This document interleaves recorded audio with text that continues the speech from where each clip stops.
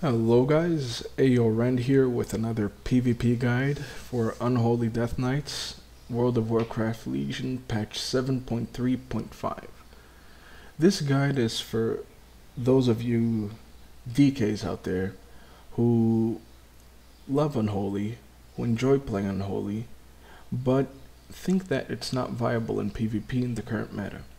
Well, I have good news for you. Unholy is very viable, as long as you spec right and you play the right comps. So let's get started. For your first row of talents, you have three choices: All Will Serve, Bursting Swords, and Ebon Fever. In this tier, you always want to take Ebon Fever. It's your highest dealing damage. It causes your Virulent Plague to deal 20% more damage over in half of the duration. If you're facing against teams like Shadow Priests, Frost Death Knights, Warlocks, teams that can kill your pet, then you would want to take All Will Serve. But generally, you want Ebon Fever. It will provide the most damage output for you as an Unholy DK. In the second row of tier, the only viable talent is Blighted Rune Weapon, which causes your next 5 auto attacks to affect your target with 2 festering wounds. This is very important as an Unholy Death Knight, because you spend less time trying to generate festering runes if you have this talent, right? We'll talk about your rotation later. For the third tier, you have Unholy Frenzy, you have Castigator, and Clawing Shadows. All three of these talents are good, but Unholy Frenzy synergizes perfectly well with your Necrotic Strike, which increases your festering runes, which when a festering wound bursts, you get 100% increased attack speed for 2.5 seconds. When you begin to Necrotic Strike, then every time you Necrotic Strike, you burst a wound, which means every time you Necrotic Strike, you gain 100% increased attack speed. This is very good for your overall damage, and this means that you'll get more Necrotic Strikes more times. If you're up against a team like, let's suppose, an Arcane Mage that has 5 million blinks, and you won't have that much uptime on the mage, then you would want to take Clawing Shadows, which replaces your Scourge Strike and has a 30-yard range. It deals 269k shadow damage and causes 1 festering rune to burst. So even if the mage blinks, you'll be able to hit him and burst those wounds to keep your damage going. For next tier, we have Asphyxiate. This is the go-to talent. As an Unholy DK, you need a CC. You want to play the Unholy DK as a setup class. You never want to burst unless the healer is CC'd, and Asphyxiate will give you that window of opportunity to get some damage out, right? We always want to take that. For next talent, we have Corpse Shield. For the next 10 seconds, 90% of all the damage you take is transferred to your ghoul. But if your ghoul is slain while the spell is active, it cannot be resummoned for 30 seconds. So ideally, the Unholy DK, if you play it right, between Death Strikes, Icebound Fortitude, and Corpse Shield, together with AMS, you have a lot of defensive tools in your arsenal. But be careful, because every time you use Corpse Shield, you want to use your pet ability, Huddle, which costs 10 energy, and it makes your ghoul go into a defensive crouch, reducing all damage it takes by 50%. You want to use this because since all the damage is transferred to your pet needs to be defended so it doesn't die. So you always want to Corpse Shield and Huddle immediately to mitigate damage. Okay? In the next tier, we have Shadow Infusion, Necrosis, and Infected Claws. The talent in this row that you must take is Infected Claws. Your ghoul's claw attack has a 35% chance to cause a festering wound on the target. This is very important because when your ghoul is enraged, it consumes a festering wound. It has a chance to consume a festering wound and burst that wound to give you extra damage. So with this talent, your ghoul not only will generate a festering wound, but it will also have the ability to burst it. And this is very good. This is a very good talent, and I definitely recommend it if you're serious about pushing rating as an Unholy Death Knight. If you take Clawing Shadows, instead of Unholy Frenzy, then you would want to take Necrosis, because Necrosis synergizes perfectly well with Clawing Shadows. It causes Death Coil. It makes it so your Scourge Strike causes your next sorry about that. It's early in the morning. I need my coffee. It makes it so your next Death Coil increases the damage of your next Scourge Strike by 40%. This is very big because you just don't want to spam Clawing Shadows on the target. You want Death Coil, Clawing Shadows, Death Coil, Clawing Shadows. So you benefit from this 40% increased damage. Very important talent, but only take Necrosis if you run Clawing Shadows. If not, you're taking Fetid Claws. And our final tier, guys. This is a very important tier for us as an Unholy, because depending on what you're running, if you're running 2s or if you're running 3s, you would want to change this tier. You want to change the talent that you take here. If you're running 2s, which Unholy is very good in 2s, you would want to take Dark Arbiter as your choice. Reason for this is the amount of damage that the Dark Arbiter does, if you manage to use it correctly, can apply so much pressure on the enemy team and make them use multiple cooldowns in order to live and still stay below 10%. I will explain how to use the talent right after I tell you about Soul Reaper.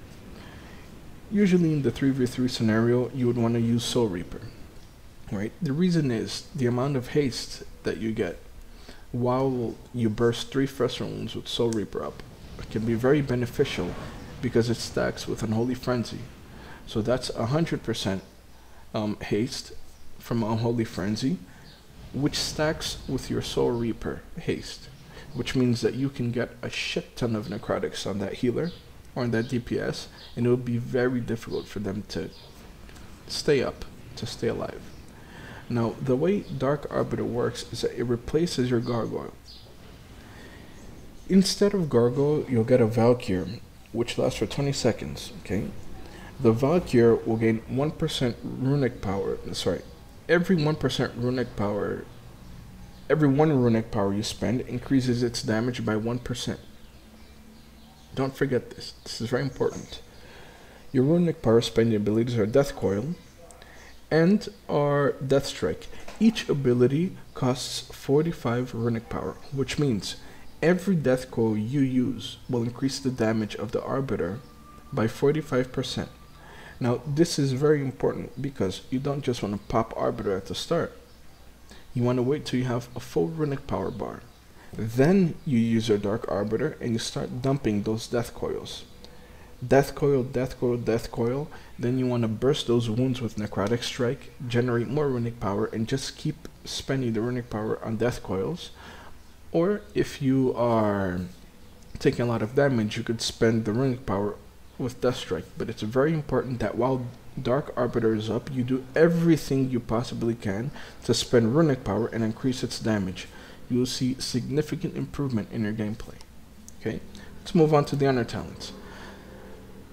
Since I play human, I usually do not take Trinket because I already have IBF and all sorts of other utilities. Now, I usually take Relentless, which reduces the incoming duration of crowd control effects by 20%. This is optional. You could choose whatever you want depending on the race that you are. For our next tier, we take a Reinforced Armor. The health pools in Legion are very large, and we have more to benefit if we increase them by another 10%. If you're fighting Warrior, Warrior Monk, or any melee sort of team, you might want to take Sparring, but I usually recommend Reinforced Armor. If you're facing Spellcleaves, you want to take Anti-Magic Zone. But note that Dark Simulacrum is also a very interesting talent. It's on a 25-second cooldown, and if you time it well, you can be able to steal Ice Blocks, Bops, Cocoons, Divine Shields, which can be very helpful for your team, right? So both of these talents are viable depending on what team you face and how you use it. For next tier, we have our auras. We have Decomposing Aura, Heartstop Aura, and Necrotic Aura. If you're playing with a Warrior or a Windwalker Monk, you'd want to take Decomposing Aura, because it makes your enemies within 10 yards decay, losing 3% of their max health every 2 seconds, which stacks up to 5 times. This can be beneficial to your other melee, to your team. Heartstop Aura you want to take against Mage Rogue, teams that have a lot of CC dependency, because you can really ruin their damage and their ability to survive if they have a longer cooldown to their abilities. Necrotic Aura, you want to take if you're running with another caster, for example, Warlock, right? Or any other class that benefits from magic abilities, because it increases the damage all enemies take around you by 8%, which could be very beneficial. Okay, now we're next here. This is the juicy part. Crypt Fever is the only viable and your go-to talent. Enemies healed while affected by your Fester wounds have a chance to take 108k shadow damage. Okay, note that shadow damage is increased depending on your mastery, so the more mastery, the more shadow damage you deal. Now, the reason why this talent is very important is because it synergizes with your Necrotic Strike. So let's say you're fighting a Druid team. Druids heal through hots. So if you have a festering wound on the target, every hot tick has a chance to proc a Crypt Fever, which means that every time they get healed, they take damage from Crypt Fever. And on top of that, your Crypt Fever damage will counter the Druid hots. And don't forget about your Necrotic Strikes, because you're taking damage from your diseases, you're taking damage from Crypt Fever, and they'll take less healing because you'll be spamming Necrotic Strikes in their face. Okay? This is your go-to talent. And you always want to keep a Fester Wound, and you always want to keep a Virulent Plague on everybody in the game, even pets. Alright, for our last tier, we have Necrotic Strike. A vicious strike that deals 155 plague damage and converts one festering wound into a necrotic wound, absorbing the next 417k healing received by the target. This is the most important talent as an Unholy Death Knight, and it is the bread and butter of Unholy. You always want to spam Necrotic Strike on the target. Always. Rarely you use Scourge Strike. If the target is above 50% HP, you always spam Necrotic Strike on them. If the target is almost dead and the healer is in a crowd control, then you would want to use Scourge Strike, but primarily you want to use Necrotic Strike. If you take that build that we were talking about earlier, the Clawing Shadows build with the Necrosis, then you don't need Necrotic Strike, because you only take that build if you don't have uptime. And you won't be able to Necrotic Strike if you don't have uptime. So you'd want to take an Unholy Mutation in that case. When your Virulent Plague is dispelled or end its duration, a slime spawns, dealing 2k plague damage and slowing all enemies within 8 yards by 50% for 3 seconds. Alright, the slime lasts for 8 seconds. So you want to take this talent if you take the Clawing Shadows build. But I definitely recommend Necrotic Strike all day. Alright guys, so let's take a look at our rotation real quick. Remember, always before you engage, you want to get your diseases up on all the targets. Alright? Then as you make your way to the target, you want to activate your Blighted Rune weapon. And you want to hit them with one Festering Wound. Alright? Let me just set this guy on focus. Then what you want to do is you want to enrage your pet. Alright. You want to Apocalypse, get your diseases up, stun the healer, spam 3 Necrotic Strikes, do 1 Fester Wound, observe my Runic Power Bar, it's full. This is where you want to use your Dark Arbiter and spam those Death Coils, right? Necrotic Strikes and Death Coils. You want to spend all that Runic Power, alright? Just take a look at this buff over here in your Valkyr, right? It will always deal increased damage, right? Always spend that Runic Power, and then rinse and repeat. Spam the Necrotic Strikes, Necrotic, Death Coil, Necrotic Strike, Death Coil, Necrotic Strike.